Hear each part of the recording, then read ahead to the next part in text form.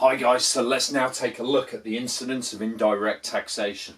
So of course indirect taxation refers to taxation on goods and services that are consumed by individuals. So if the government chooses to actually introduce that sort of form of taxation, it's going to mean that some of the burden is certainly going to be paid by the consumer in just about all circumstances, but some of the burden is equally likely to have to be borne upon the producer. As such, it can raise the actual costs of providing the good and therefore mean that the supply curve shifts to the left hand side, as we can see in this diagram that I've drawn. But let's just get to grips with the basics here.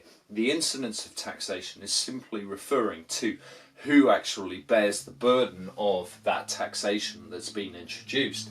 So it doesn't depend on where the revenue is collected, but on the price elasticity of demand instead. Okay, so let's now take a look at this diagram that I've drawn out. We've got the original market equilibrium, P1, Q1, on supply curve S1 and of course D1.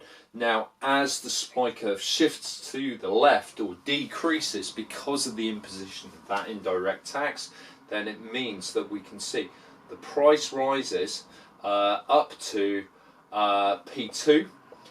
Meanwhile, the actual quantity reduces to Q2.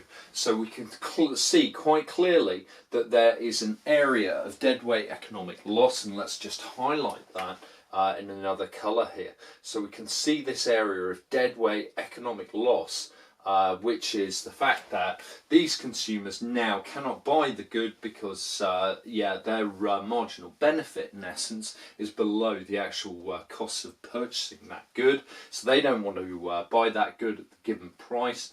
And so we can also see the producer loses out as well because there are sales that go missing basically because of the imposition of that taxation. But what we can also see is that the price rises, of course, and we also see this point which actually cuts into the old supply or marginal cost curve for the firm. So as we take that line across then, we can actually see who bears responsibility for actually paying this tax. And this portion here from P1 to P2 is borne upon consumers. So the consumer has to pay that part of the tax revenue. Meanwhile, the producer will be responsible here for those additional costs of providing that service in this box here. So we've got two distinct areas, okay?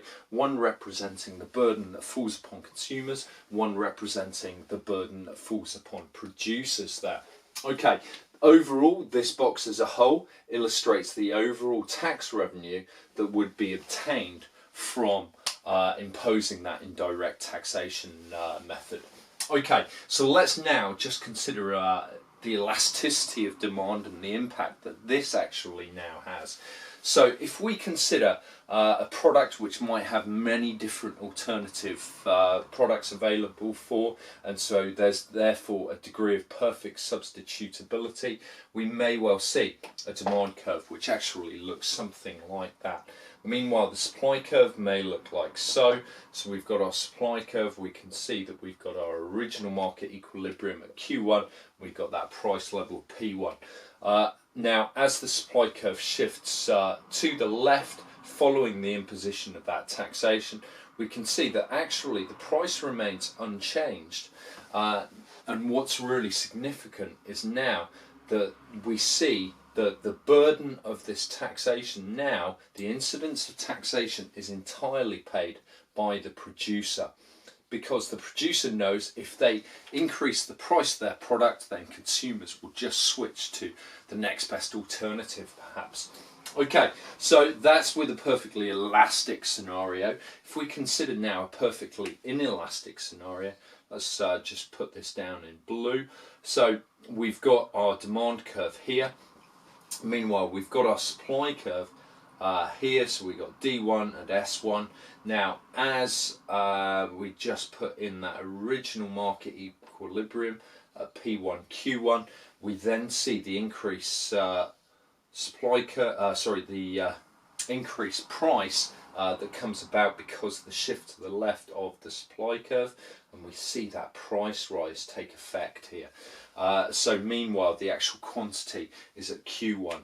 Now, this could be an example, for instance, when it comes to tobacco and cigarettes. Those people that are addicted, you could argue, have a perfectly inelastic demand for cigarettes because of course, they're addicted to the properties of nicotine.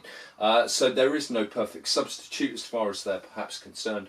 And so all of this area of taxation is borne upon the consumer themselves, okay, because of the inelastic demand that they have for those products. It means that the producer can pass on all of those additional costs and the burden of that taxation to the consumer. Indirect tax does disrupt market efficiency, it does reduce consumer and producer surplus, and it does contribute to that area of deadweight economic loss.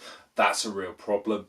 Okay, so this is why many free market economists argue against such measures and argue instead in favour of information provision. Okay, great stuff, guys. See you next time.